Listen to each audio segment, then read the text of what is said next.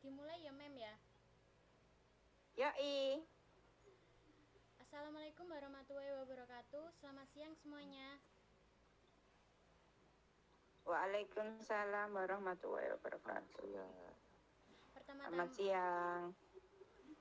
pertama-tama saya ingin mengucapkan terima kasih kepada para peserta dan pembina yang sudah menyempatkan untuk hadir pada kesempatan kali ini. Perkenalkan, saya Tiara Amelia Erli Wibowo dari SMA Negeri 1 Tuban. Di sini saya bertugas sebagai host. Pada kesempatan kali ini, kami akan mempresentasikan tentang topik cara efektif menjalani pembelajaran daring yang akan disampaikan oleh Naila Febriana Eka Putri selaku presenter. Dan di sini Roberto Aurelio Seber sebagai moderator. Sebelum memulai presentasi pada kali ini, saya ingin memberikan sedikit informasi bahwa presentasi mengenai topik ini akan dibagi menjadi 2 sesi.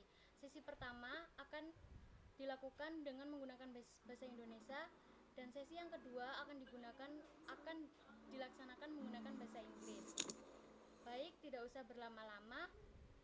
Roberto sebagai moderator, saya persilahkan. Baik, terima kasih atas kesempatannya, Tiara. Selamat siang semuanya. Semoga hari ini semuanya sehat untuk dapat mengikuti pertemuan kali ini dengan lancar. Nama saya Roberto Aurelio Seber dari SMA Negeri 1 Tuban dan saya akan menjadi moderator untuk sesi pertama ini. Di sesi ini kita akan mendapatkan sebuah presentasi yang akan disampaikan oleh Naila Febriana Eka Putri dengan judul Cara Efektif Menjalani Pembelajaran Daring. Mungkin topik kali ini sudah sangat umum untuk dibahas. Mengetahui kita sebagai pelajar dan guru telah menjalani pembelajaran daring selama lebih dari 1 tahun terakhir.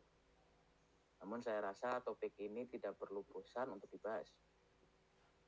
Tema ini akan membahas bagaimana tantangan-tantangan yang dialami oleh para pelajar dan tenaga didik dalam menjalani sebuah metode belajar baru, yaitu secara jarak jauh via alat komunikasi seperti smartphone, laptop, dan lain-lain. Tak lupa, solusi dari tantangan-tantangan tersebut ia telah sukses mengatasinya. Presenter juga akan menyampaikan tips-tips bagaimana cara untuk dapat menjalani pembelajaran daring dengan efektif dan optimal. Sebelum kita memulai presentasi, saya akan memberikan sedikit informasi mengenai presenter untuk siang hari ini. Bernama lengkap Naila Febriana Eka Putri, lahir di Kabupaten Tuban pada tanggal 27 Februari 2005. Kini Naila berstatus sebagai pelajar di SMA Negeri 1 Tuban. Dan ya, cukup untuk pengenalannya. Tidak perlu lama lagi, untuk Naila Febriana, saya persilakan untuk menyampaikan presentasi siang hari ini. Oke, baik. Terima kasih atas waktunya. Saya akan memulai presentasi.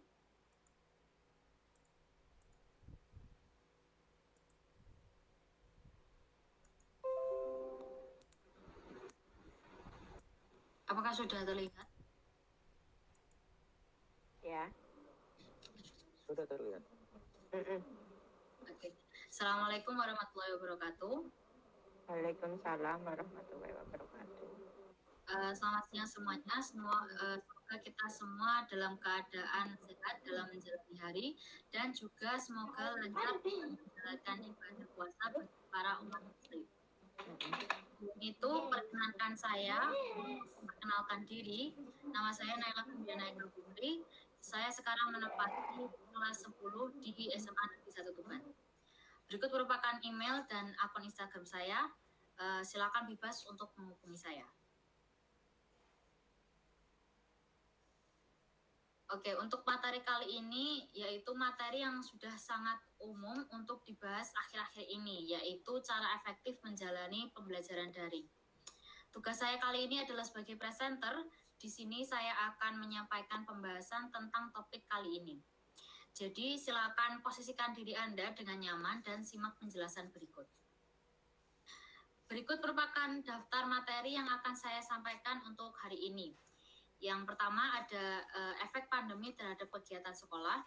Yang kedua, problema pembelajaran daring. Yang ketiga, solusi terhadap permasalahan. Yang keempat, tips menjalani pembelajaran daring dengan efektif. Dan yang kelima adalah mereview materi untuk hari ini. Lalu baru kita akhiri dengan sesi tanya jawab. Oke, mari kita mulai. Datangnya pandemi membuat sebagian besar orang harus dirumahkan, tidak terkecuali untuk para pegawai dan para murid. Semua harus dilakukan di rumah, mulai dari bekerja, sekolah, bahkan berbelanja pun harus melalui aplikasi online shopping. Tentunya semua itu awalnya tidak mudah, namun seiring berjalannya waktu, kita sebagai pelajar telah terbiasa dengan rutinitas baru ini. Maka di sini saya akan menjelaskan tentang perjuangan dan cara menghadapi permasalahan-permasalahan dalam pembelajaran daring yang berkemungkinan terjadi pada kita semua. Nah, kita mulai dari permasalahannya dulu. Namun sebelumnya saya ingin memperingatkan bahwa permasalahan ini saya ambil dari sudut pandang saya sebagai seorang pelajar.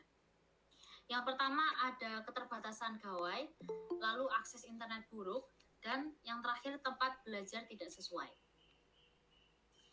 Yang pertama adalah tidak tersedianya gawai yang mumpuni bagi murid maupun guru. Ini merupakan masalah yang pertama kali saya perhatikan karena gawai atau dalam bahasa Inggrisnya gadget merupakan perantara bagi murid dan guru untuk berkomunikasi. Gawai yang saya maksud di sini tidak hanya sebatas handphone, namun harus berstatus minimal smartphone untuk memaksimalkan pembelajaran daring.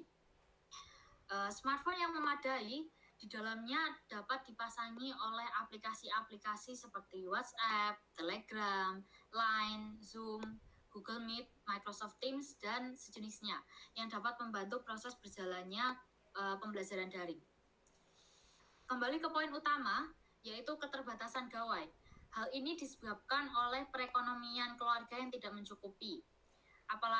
Apabila untuk makan saja mereka serba kekurangan, apalagi untuk membeli smartphone. Kalau orang tua memiliki smartphone pun, terkadang mereka tidak mampu untuk langsung membelikan untuk anaknya, sehingga harus berbagi smartphone tersebut untuk bekerja dan belajar menjadi satu, sehingga kedua kegiatan dilakukan dengan tidak kondusif. Lalu selanjutnya yaitu keadaan lingkungan di sekitar rumah kita yang memiliki jaringan internet yang buruk. Masalah ini telah dialami oleh sejumlah pelajar dan mahasiswa di daerah pedesaan dan terpencil. Apabila ada pun koneksi internet mereka tidak stabil. Hal ini sangat mempengaruhi proses pembelajaran murid. Murid akan kesulitan mendapatkan materi dari guru sehingga pembelajaran daring dilakukan dengan tidak optimal. Menurut sebuah artikel tanggal 17 Desember 2020 yang telah saya baca, data Kementerian Kominfo mengatakan bahwa ada sekitar 12.548 daerah blank spot internet, yang diantaranya sebanyak 9.113 merupakan desa-desa 3T atau terpencil, terdepan, dan terluar. Dan 3.435 lainnya merupakan desa non-3T yang tidak mendapatkan akses internet. Keadaan ini sangat menyedihkan karena faktanya sekarang manusia sangat bergantung pada teknologi dan internet. Apalagi untuk melakukan video conference seperti ini saja memerlukan jaringan internet yang kuat. Saya rasa permasalahan ini tidak hanya dialami oleh murid saja, namun guru sebagai tenaga didik juga mengalaminya, sehingga kurang efektif dalam menyampaikan materi. Lalu yang ketiga adalah tempat belajar murid yang tidak sesuai. Nah, apa sih maksudnya ini? Jadi seperti yang kita tahu, tempat belajar atau lingkungan belajar sangat mempengaruhi proses pembelajaran. Misalkan kita belajar di kamar tidur atau di atas kasur masing-masing. Kita akan mudah mengantuk dalam memperhatikan guru ketika menjelaskan pada video conference. Mengapa hal ini dapat terjadi? Nah, fungsi kamar tidur atau kasur yang utama adalah untuk beristirahat atau tidur. Maka dari itu, kita akan mudah merasa ngantuk ketika melakukan online school di dalam kamar. Kasus lain dari permasalahan ini adalah ketika kita mencoba untuk memperhatikan penjelasan guru dari rumah, namun anggota keluarga kita melakukan kegiatan lain yang dapat mengganggu proses pembelajaran kita. Seperti contohnya, mohon maaf sebelumnya, ayah kalian sedang memperbaiki suatu barang atau ibu kalian sedang memasak dan menghasilkan suara-suara bising yang dapat mengganggu kalian. Proses pembelajaran seharusnya dilakukan di sekolah, di mana orang lain juga belajar. Di sekolah, lingkungan dan fasilitasnya telah diatur dengan sebaik mungkin yang memiliki tujuan mendukung proses pembelajaran. Sehingga ketika belajar di sekolah pun akan lebih merasa nyaman dan efektif dibandingkan di rumah. Nah, itulah masalah-masalah yang banyak kita temui seputar pembelajaran daring. Apabila dari kalian yang ingin yang terdapat permasalahan pribadi yang ingin disampaikan, boleh bisa sharing di kolom chat. Oke, sekarang kita lanjutkan pembahasan selanjutnya, yaitu solusi dari permasalahan-permasalahan tersebut. Untuk yang pertama, untuk mengatasi keterbatasan gawai. Kini sudah ada bantuan penyediaan gawai dari pemerintah, serta banyak sekali pihak yang membantu menyumbangkan gawai untuk para murid yang kesusahan untuk mendapatkan gawai. Banyak instansi sekolah yang telah menyediakan gawai seperti tablet untuk dipinjamkan kepada peserta didik mereka. Lalu yang selanjutnya yaitu untuk mengatasi akses internet yang buruk. Sudah banyak sekali sekolah yang mengajukan permintaan pembangunan akses internet di daerah mereka, dan juga sudah banyak yang menanggapi permintaan tersebut. Contohnya seperti dari pihak Huawei Indonesia. Lalu juga ada bantuan kuota dari pemerintah, juga telah rutin dibagikan di setiap operator dan nomor murid. Saya sendiri juga telah menerima bantuan tersebut secara rutin. Kemudian yang terakhir, untuk mengatasi permasalahan ketidaksesuaian tempat belajar, yaitu dengan memposisikan diri pada tempat yang membuat kita semangat belajar, seperti di halaman belakang rumah atau sebatas di dekat jendela. Yang terpenting adalah jauh dari kasur. Apabila kalian sering terpancing untuk tertidur, lalu usahakan untuk mengungkapkan keluhan kalian saat belajar yang terganggu oleh anggota keluarga dan diskusikan solusinya bersama. Selain dapat meningkatkan kenyamanan belajar, juga dapat mempererat hubungan keluarga yang sehat dan terbuka.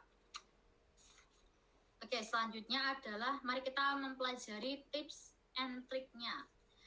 Tips dan trik ini saya buat berdasarkan pengalaman saya sendiri mengikuti pembelajaran daring. Yang pertama yaitu membuat jadwal. Dengan berubahnya rutinitas kita karena pandemi ini, kita juga harus dapat menyesuaikan diri. Membuat jadwal adalah salah satu caranya.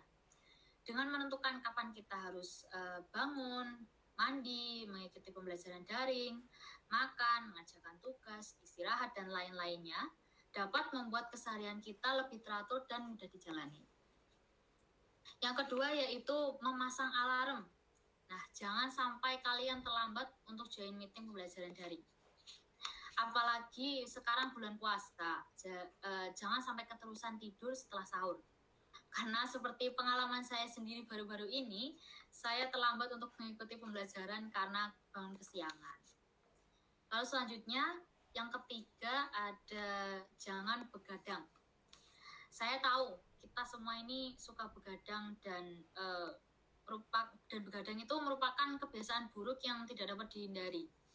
Selain mengganggu keseharian kita karena dapat menyebabkan bangun kesiangan, begadang juga memberikan dampak buruk bagi kesehatan. Contohnya antara lain yaitu potensial meningkatkan gula darah dan meningkatkan resiko penyakit jantung. Maka dari itu, ayo kita usahakan untuk tidak begadang terlalu malam. Buatlah batas maksimal tidur yang misalnya jam 10 atau sampai dengan jam 11. Nah, perlahan-lahan pasti kita akan terbiasa untuk tidak begadang dan memiliki jadwal tidur yang sehat. Lalu yang terakhir adalah jangan menunda mengerjakan tugas. dengan terus menunda tugas-tugas kalian, maka tugas tersebut akan menumpuk dan akan semakin membuat kalian malas untuk mengerjakannya, mengetahui banyaknya tugas tersebut yang masih belum dituntaskan. Kerjakan selagi ada waktu sehingga tugas akan selesai dengan tepat waktu dan tidak menumpuk. Oke, sebelum saya akhiri presentasi dan melanjutkan sesi tanya jawab, mari kita mereview materi siang hari ini. Jadi, pandemi membuat kita harus melakukan segala kegiatan di rumah, termasuk bersekolah. Pembelajaran dilakukan secara daring yang menjadi tantangan tersendiri bagi murid dan tenaga didik. Permasalahan-permasalahan atau tantangan tersebut antara lain yaitu keterbatasan gawai, akses internet yang buruk, dan ketidaksesuaian tempat belajar. Namun, seiring berjalannya waktu, masalah ini telah diselesaikan. Mengetahui faktanya, kita sudah melakukan pembelajaran daring ini selama 14 bulan lamanya. Penyelesaian tersebut yaitu banyaknya pihak instansi yang menyumbangkan bantuan gawai, bantuan kuota internet, dan pengajuan pembangunan akses internet yang juga telah ditanggapi, serta penyesuaian diri di rumah dengan nyaman untuk mengikuti pembelajaran daring. Lalu kita juga telah mengetahui tentang cara untuk mengikuti pembelajaran daring dengan efektif di rumah, dengan menerapkan anjuran dan larangan seperti dengan membuat jadwal keseharian, memasang alarm agar tidak terlambat untuk join meeting video conference, tidak begadang, dan tidak menunda-nunda tugas. Saya yakin dengan mengikuti langkah-langkah tersebut akan mengoptimalkan proses belajar. Ingat bahwa kita itu tidak sendiri, kita menjalani kehidupan ini bersama-sama. Jadi jangan mudah mengeluh dan selalu bersyukur terhadap Tuhan Yang Maha Esa, karena telah diberi kenikmatan yang ada. Jangan lupa untuk tetap di rumah apabila tidak ada keperluan yang terpaksa di luar. Rajin mencuci tangan, menjaga pola hidup sehat, dan memakai masker setiap keluar dari rumah untuk memutus rantai penyebaran COVID-19. Nah, sekian dari saya, itu saja yang dapat saya sampaikan. Mohon maaf apabila terdapat kesalahan dalam presentasi saya. Terima kasih atas waktunya, selamat siang, dan apabila ada pertanyaan, saya persilakan. Wassalamualaikum warahmatullahi wabarakatuh. Warahmatullahi wabarakatuh. Terima kasih Naila Febriana atas presentasinya. Nah, apakah ada yang ingin menyampaikan pertanyaan? Tapi perlu saya ingatkan, untuk sesi tanya jawab ini, pertanyaan hanya dibatasi satu saja. Jadi apabila ada pertanyaan, silakan langsung menyalakan mic atau boleh ditulis di kotak chat. Silakan, apa ada? Mungkin saya akan mencoba mengecek kotak chat dulu ya. Siapa tahu ada pertanyaan yang mungkin terlewat ketika presentasi tadi.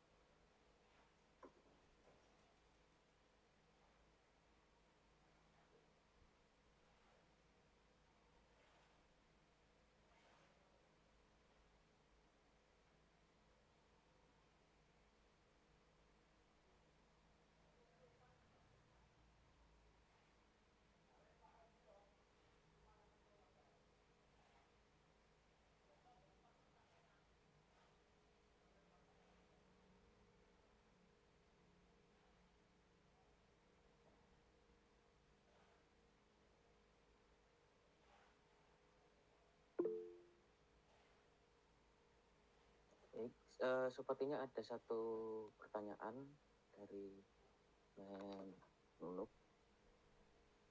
Akan saya bacakan. Bagaimana menurut presenter tingkat keberhasilan pembelajaran di era pandemi? Mungkin bisa dijawab Naila Febriana. Sudah saya persilakan. Menurut saya, karena kita sudah lama sekali mengikuti pembelajaran daring di era pandemi seperti ini, untuk keberhasilan pembelajarannya saya rasa meningkat, namun hanya saja kurang memang apa ya, meningkat cuman sedikit. Karena siswa lebih terbiasa, lalu guru juga lebih tahu dengan teknologi-teknologi dan sudah mengetahui tentang karakter murid mereka melalui ini via gadget seperti ini, via internet seperti ini. Ya, itu saja yang dapat saya sampaikan. Baiklah. Apakah sudah cukup jelas Kang Nunu jawaban dari presenter? Cukup. Terima kasih banyak. Baiklah, terima kasih banyak. Oke. Demikian untuk satu pertanyaan tadi bisa kita jawab kali ini. Dan untuk presentasi kali ini cukup. Semoga apa yang disampaikan oleh presenter dapat bermanfaat dan supaya kita lebih termotivasi untuk mengikuti pembelajaran daring dengan baik. Baiklah, saya akan mengembalikan sesi pertemuan kali ini kepada Tiara Amelia selaku host. Terima kasih. Baik, terima kasih Roberto dan Naila atas waktunya. Saya ingin mengucapkan terima kasih sebanyak-banyaknya bagi seluruh peserta dan para pembina yang sudah menyempatkan hadir pada kesempatan kali ini. Mohon maaf bila pada presentasi tadi dari kami ada kesalahan kata. Saya akan mengakhiri presentasi pada kesempatan kali ini. Terima kasih. Wassalamualaikum warahmatullahi wabarakatuh. Waalaikumsalam warahmatullahi wabarakatuh. Selamat siang.